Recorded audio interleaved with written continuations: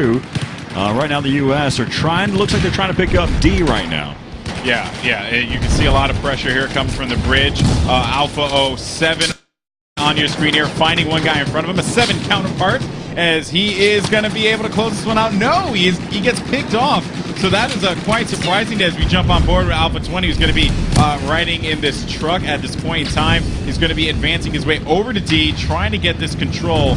But I don't know what the benefit is of him driving this one in. Probably should keep his vehicle a little farther back and go support the efforts on the ground there. He's just rocking by. Of course, he's just trying to get through here. Trying to figure out how all-terrain this vehicle really is. Yes. And I don't know if it's all-terrain through this type of landscape.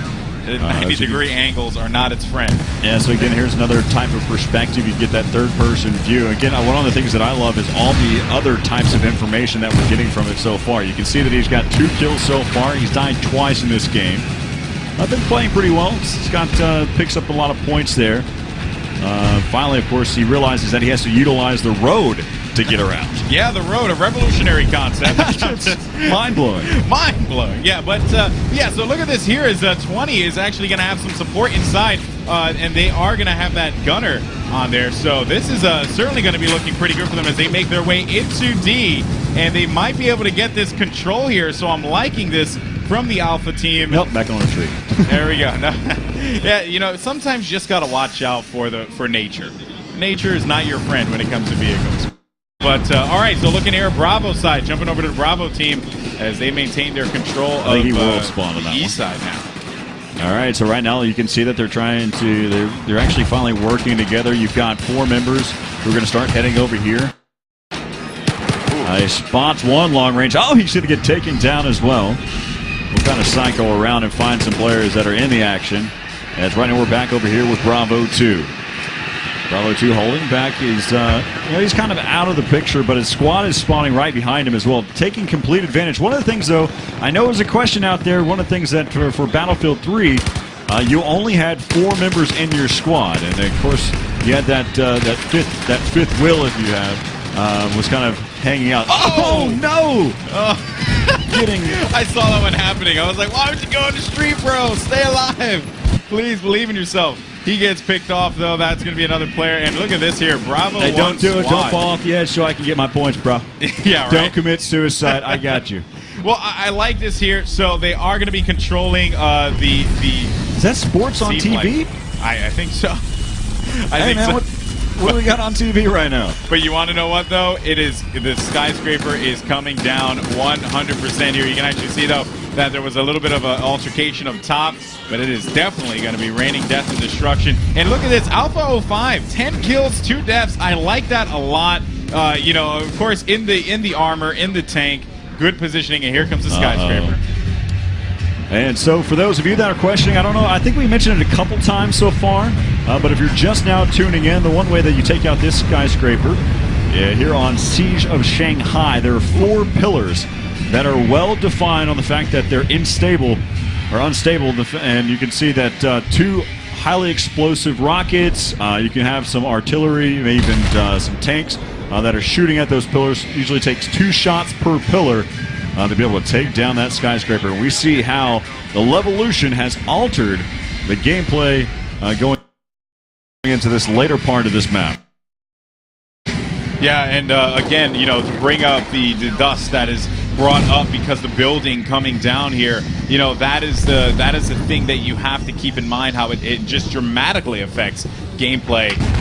Air units are not as effective because of the fact that this dust is surrounding here. And look at this, this lone guy. Well, that's a smart move because right now, unless they don't have the flag, right now, this is where the new point exists. Whoa. It looks like he's been spotted. He's trying to be able to stay alive.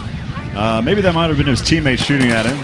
But he got that attack helicopter right there. It's going to be a nice little air battle that's happening so far. Again, right over where the rubble is for the skyscraper.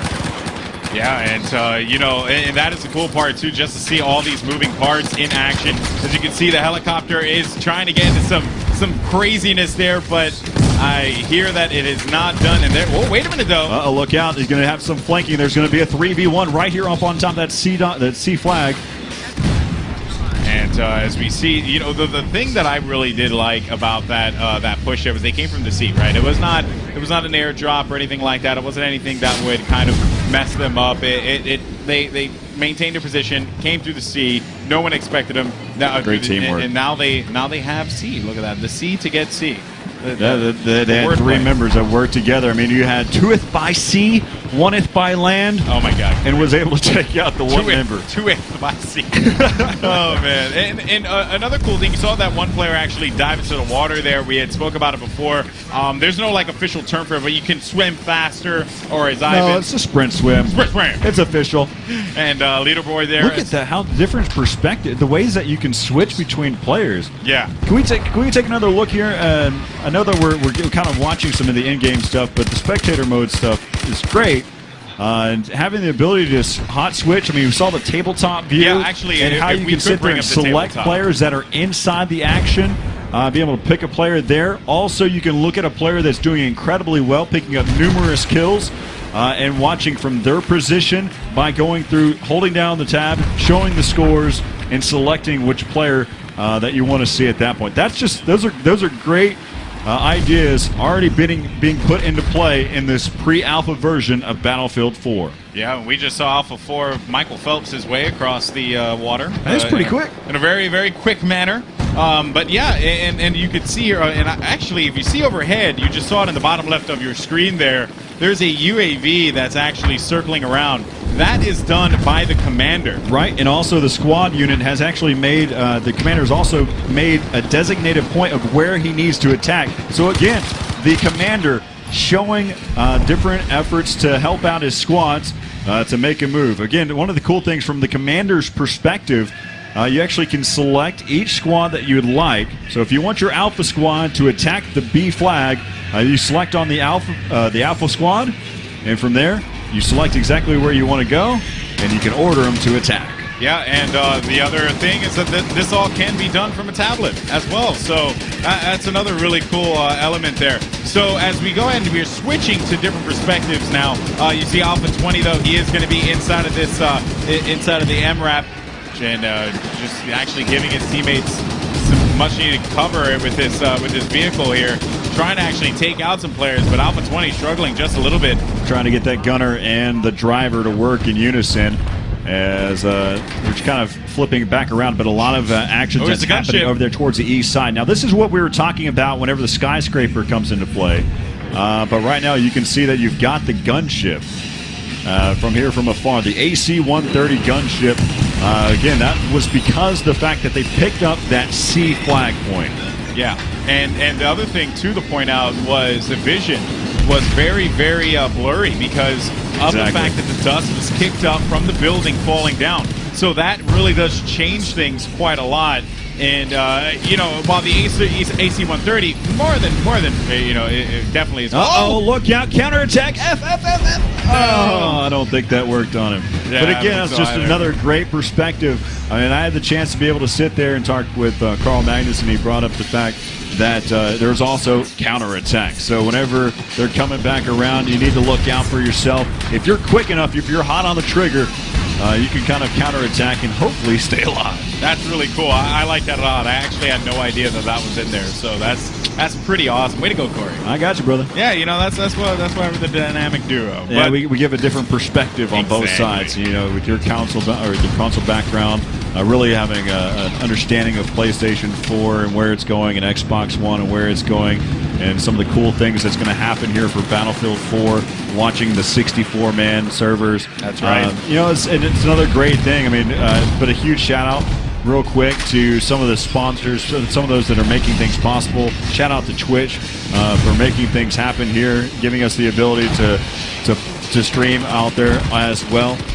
And also, one of the great things too is the fact that you know, Amazon is going to be helping out as well. For those of you that want to pre-order Battlefield 4 now, head on over. Make sure you click the tab button, create a new tab, continue to watch the stream, and pre-order Battlefield 4 right now on Amazon. Yeah, that's right. It is really cool stuff. We're being featured on there. And we also do have some awesome interviews as well all day long. I believe Daniel Petros is coming up next, if I overheard correctly. And he's one of the people to talk to there about the spectator mode. We can kind of dive down deep into all the different elements that kind of come into play there. Yeah, and I'm like I said before when we hopped into this game, I'm so happy for spectator mode. I'm so happy that this is here because it really does, it shows that there's an even broader vision for Battlefield. It's just allowing people to do this from the comfort of their home. It's just so swell, and I'm a big fan. So, so we actually see here that Alpha 13 rocking that RPG now, and they're going to be pushing B quite aggressive in the Metro now.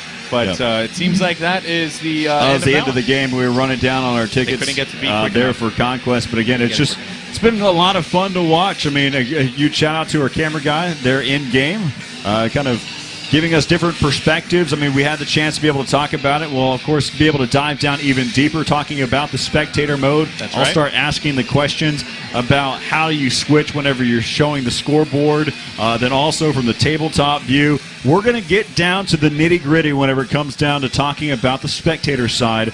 And we'll do that coming up after the break. And we'll bring in a whole new set of exhibition players to be able to check things out. I mean, again, talking about the spectator mode, Daniel Petros coming up next right here from the Battlefield live stream. We'll be right back.